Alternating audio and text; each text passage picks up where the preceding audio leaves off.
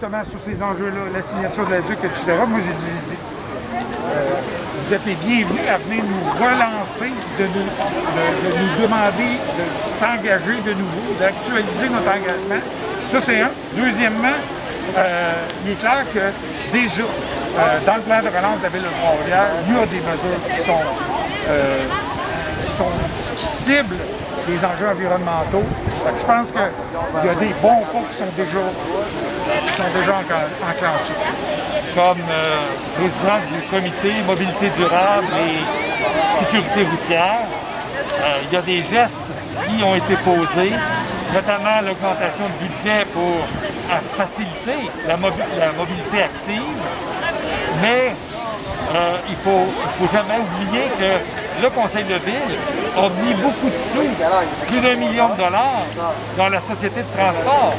Le transport collectif, le covoiturage, c'est autant de gestes qu'il va falloir poser auprès de...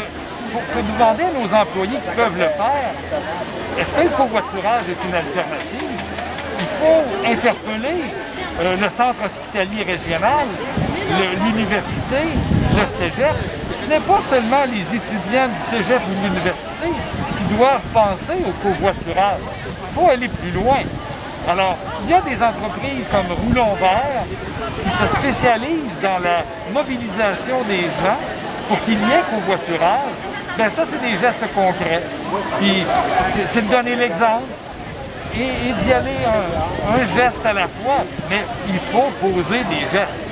L'année passée, on a beaucoup parlé, oui.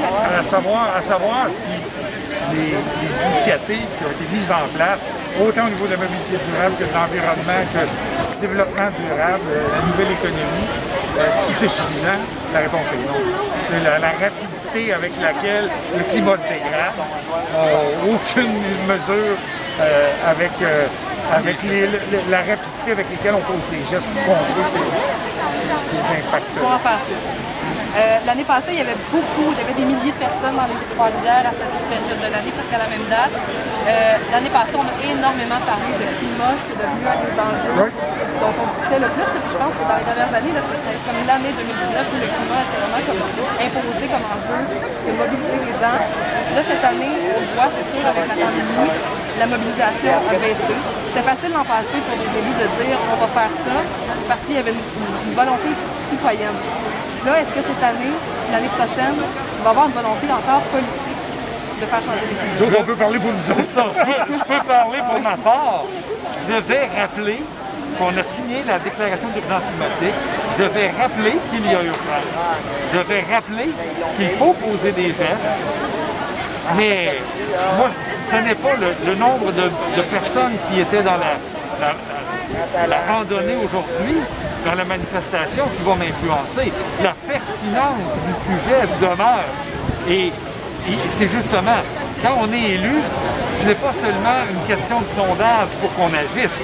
On doit être cohérent avec les valeurs qui nous portent et qui, on me le dit régulièrement, oui, vous êtes sur la bonne direction. Bien sûr qu'il y a des gens à qui ça déplaît. Mais il faut aller au-delà de ça. Sans ça, on n'évoluera jamais. Les changements ne se feront jamais.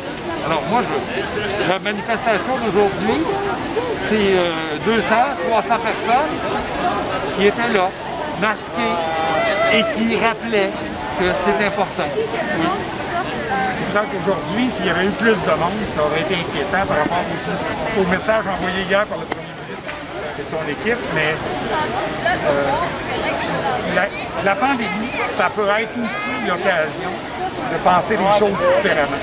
Je pense que c'est un rendez-vous qu'on ne peut pas manquer. On ne fait pas table rase, mais on a l'occasion de prendre un pas de recul sur certains enjeux et de faire mieux en lien avec les réalités qui nous confrontent. En espérant que la volonté politique de vos collègues soit aussi là. Non. Il y en a une bonne gang. Et pour les autres, on va essayer de se faire convaincre. Oui, tout à fait. Merci d'être là. Merci.